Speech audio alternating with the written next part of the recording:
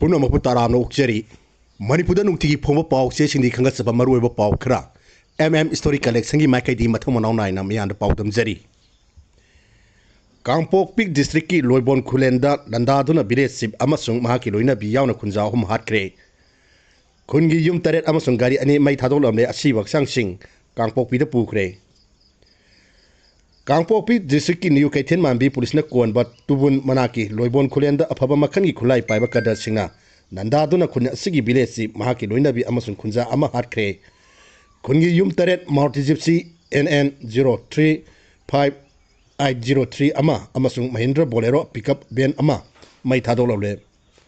थौदो using असि अयु अंगन मदा पुंग मरी रोम तारकदा खुन असिगी थोकिबा खुलाई पाइबा सिंगना अदुना खुन असिदा संगसिललगा विलेज चिफ लेंखोंगाम हाउकी कुंथ्राग मरी अपोकपा मांगनोंग हाउकी अमसुंग माकी लोइनबी तिमनरी तुबोय हाउकी कुमंगा अमसुंग खुन असिगी जमन टाउन हाउकी कुंथ्रा कौवा मिवा अहुम नोंगने कापतोना हात्खिबनी हाइरी खुलाई पाइबसिंग अदुना खुन असिगी चिफ महाकी लोइनबी अमसुंग खुंजा अमबु नोंगने कापतोना हात्पदा नतना खुन असिगी युम तरेट अमसुंग गाड़ी अनिसु मैना तुमना थादोलमनी हाइरी ngasi tamthiraba thodo asigi matangda chingda base toba underground organization amatana official oina claim torpa laikidri pawche asina thajaba yawa mafam di pangba pawn hair badadi loibon khulen hairiba khun asigi village chief mahaki loina bi yauna khunja singna suda lerak leba kuki khulai paiba khupu amaga nangnaba mari lainabaga loina nam makoibu khun asida lekfam safam pibigi thong chatharpani hairi masigi damak suda leiba atoba kuki khulai paiba khupu amana थोइना संगसिलक्तुना लोइबोन खुलेन असिदा अकन attack सथरमनि हाइरी अतोबा Pawgi निखुन अमगी मतुंग इनदी खुलाई पाइबा खुपु अमना लोइबोन खुलेन मनाकी लंबीदा लाकपदा मफम असिदा हाना लेरंबा अतोपा खुपु अमन नोई कापलुबनी थदो असिदगी नाकन अनिगी मक्ता खुद हनदुना मिनि कुंथ्रारोम खुद थोरकपनी नोमै मखोन ताबदा मो लोइबोन खुलेन की खुंजासिंगना खुन थादोक्तुना नाजिनकी हाइरी थदो असिगी पाव ताबदी स्टेट अमसुंग सेंट्रल फोर्स की पार्सनल सिंचंगसिनदुना थीबो हुमगी थबक चथाखरे कुकी इनपी मणिपुर थोदो असिबु कन मौन यानिंग फोंदोलदुना चेनबा मियोइसिंग थिदोक्तुना लोगी मतुंग इना मतिक चाब एक्शन लौगदमनि हाइना फोंदोरखरे गवर्नर न CRPF की डायरेक्टर जिलेरिंग उनखरे चीफ मिनिस्टर न अकन मौन कंडेम तौखरे मणिपुर हौजिक ओरगलेब लॉ एंड ऑर्डर की फिल्म की मतंग ngasi नमियो मतुंग इम्फान की लोक भवन द गवर्नर AK बालाना CRPF की डायरेक्टर जनरल गैलेंद्रो प्रताप सिंगाना नुसिंग फोर्स असिगी सीनियर ऑफिसर सिंग उनदुना हौजिक ओरिबा स्टेट की फिल्म सिंग रिव्यू तौखरे गवर्नर को उनबदा डायरेक्टर जनरल नुसिंग सीनियर ऑफिसर सिंग स्टेट असिगी मफम खुदिमक सिक्योरिटी फोर्स सिंग लोकटफम थोप थबक सिंग लोकने हाइबगी वफम फोंदोखी मिफम अदुना मिसम मियाम की पुंसी माहनबा थोदोक्सिंग थोक्तनबा अमसुंग मियाम की लनथुम ngak senaba lokhutkadaba thabaksingi matangna kumna khanaki law and order ngakpada force masingi marakta lairakliba mari hena kansinanbagi matang su khanaki amaromda ngasi ayu anganbada loibon khulenda khulai paibasinga landaraktuna khun asigi village chief amasung mahaki loinabi amadi khunja ama yauna micham ahum haramagi thodokpu chief minister Y Khemsan akan mamongda yaningda bapongdorokle thodo asi khulai paibasingi pangdebi thongni haiduna मिसम Singh अतमना लंदारक असी याब ngamloi amasung lenga माइकई दी ngasi थोदो चेन्नबसिंग देम थारोय हाइके थोदो थोकरा मतुन चीफ मिनिस्टर स्टेट पुलिस अमसुंग सेंट्रल सिक्योरिटी फोर्स सिंग दा यारी मखै अथु मतन चेन्नब मियोसिंग फागनब पौताक पिखि लोइना खुदोंग थिबो थोकप याब मफम सिंग दा सोलकप इमुंग सिंग दा मथौ ताबा तेबांग पिनब सु खंगन की अमरोम था असि अहुंगी निमिदांग दा थांग थिनबदि लेखिद्रब थवान कमांडो द एटेच तब मरी सुब IRB हबिंदा केस सुरेशकी थोदोकपु चीफ मिनिस्टर अयानिंग फोंदोकपुगा लोइना थवान डिस्ट्रिक्ट पुलिस ना पंथदन लखोलक थबक मनुंगचना थासगी मरी द चेनब मियोय फाबक ngamkibobsu थागत फोंदोरकी लेखिद्रब इमुंग दसु चीफ मिनिस्टर थमोय सोना अवाब फोंदोकी पनबा याबदि मणिपुर CRPF की कोबरा बटालियन अनि डिप्लॉय तौबद यूनियन होम मिनिस्टर अया पीखरबनी फाजिन खीबा मिसम सिंह थादोलबन नेगोशिएशन कन्न सथरी नुमिनिनी हुमनिदा होंबो लाकनी थाजै गोविंदास फाजिन खीबा मिसम सिंह थादोनब नेगोशिएशन की थबक कन्न सथरी हायरदुना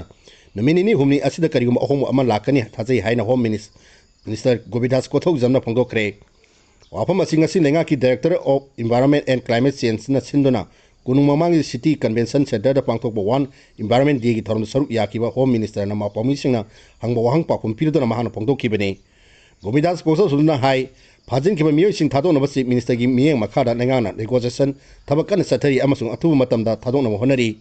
लोइना स्टेट असिगी सिंग अमदि तम अनिमक्ता खुलाई पाइबसिंग मतक ऑपरेशन सथरगनी हाइकी थासी तरम दे कुकीसन फाजिंग खर मतुंग मफम खंगलक्त्रिबा नागा मिसम तरुकी मतंग हाई कोर्ट ऑफ मणिपुर फाइन तौरकीबा PIN की हियरिंग दा केस असी NIA दा करीमत खंगलक्प लेत्री हाईबी वफम मतंग दा पाउंसिना हंगबदा महान हाई NIA दा सिनबी फाइन इसामन खुयेक पीकिबनी मरम असिना NIA दा खंगलक्प लेत्री हाईबी मतंग असिन नाकन अनिगी मरक्ता कम्युनिकेशन गैप अमा लेबना ओइगनी हाइना सेंगदोरकी अमरोंदा inspire by nature for climate for our future हाइबा पांडम दा पांगथोकबा वन एनवायरनमेंट डे की थोरमदा अथोइबा मिथुनेन ओइकिबा होम मिनिस्टर न हाई मौसा लाइरंबी इमाना मालेम से थवाई पानबा सिंह हिंगबा यानब अमत वातना पिरम लिबने अदुबु ngasi अकोइबिगी फिल्म काइथरक लिबा असिदगी कन्नबा मिपुम खुदिमन होनमिनबा चंगे अकोइबिगी film ngak senbagi matangda awareness piba symposium amadi seminar kaya pangthokpa khakta natana thabak oinasu pangminaba tangai phatre natrabadi malem sida miyoibana khundaba ngamdaba tangkak yorloi hainingai leiti haiki मौसा अमदी अकोइबी film ngak senbagi tangai phadaba matangda pikliba angang singdagi hauna ningthina khangan basumana environmental subject ama oina primary education gi thakta hapa maru oirakli masi matangna mari leinaba authority na proposal ama lenga thagal naknaba khan kre hairi लाइनिंग लमदा खुदम ओइना कृष्ण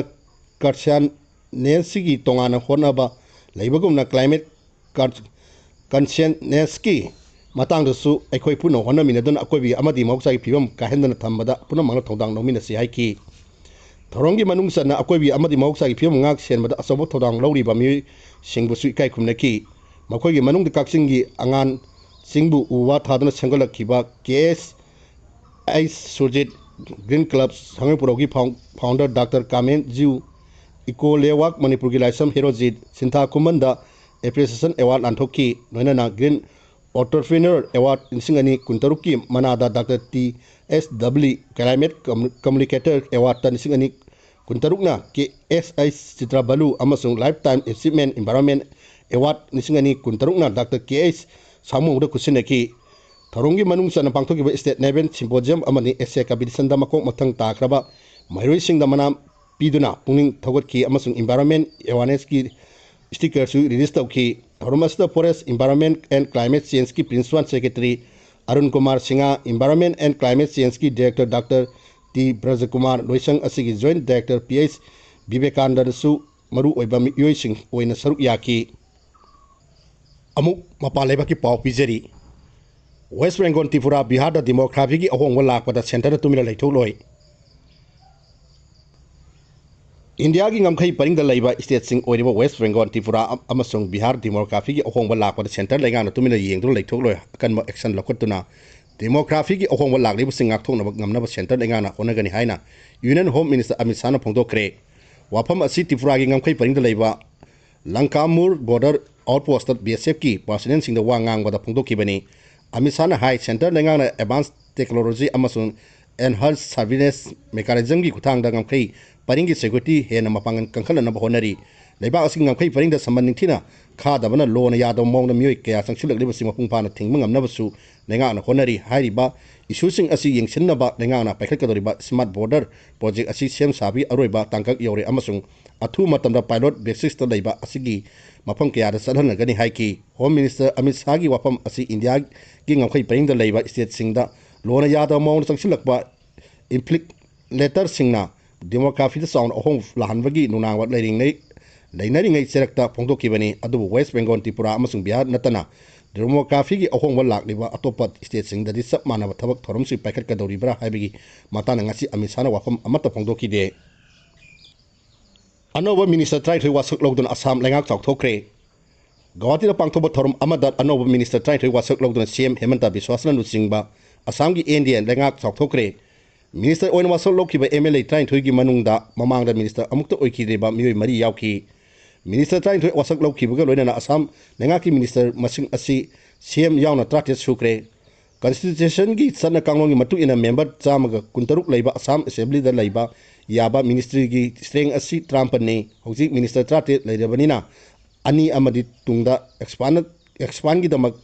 खाक्तुन थमगदोरी हाइरी पनबा याबदे Assam assembly मिखंदा BJP ना seat मरफुगनि थोइ माइ पाक्तुना majority ओइबा ngamkhibane लोइसलकपदा सानबगी पाव माइपापी memorial trophy थोंजू FC ना Lilong United FC थोइखरे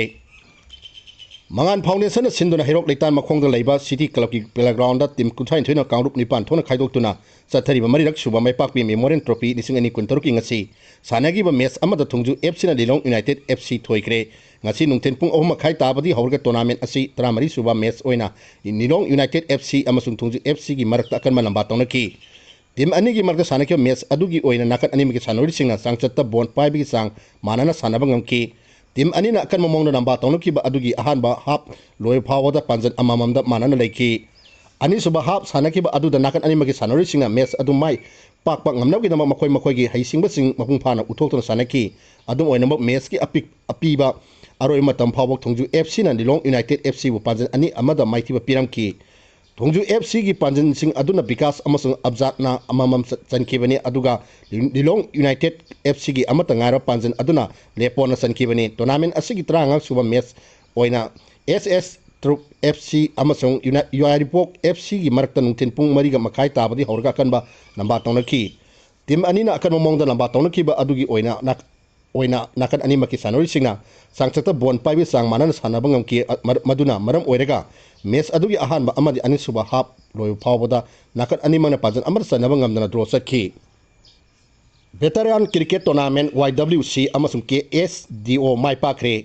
Manipur Veteran Cricket Association MBCS na sindona Impan West Langthaban Public Ground da hauji sathari ba homlak suba komdrang ongbi hizam mema debi memorial T20 Manipur Veteran Cricket Tournament nising ani kuntur ki ngasi sanaki wa tongal match sing da YWC Langthaban amasung KSDO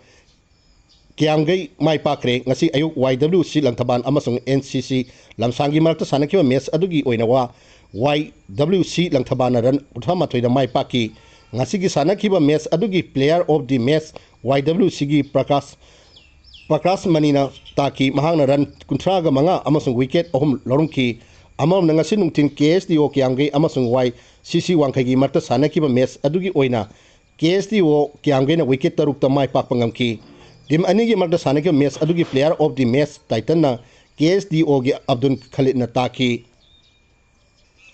Pura mapu amuka hanna kurum jari pauloi jari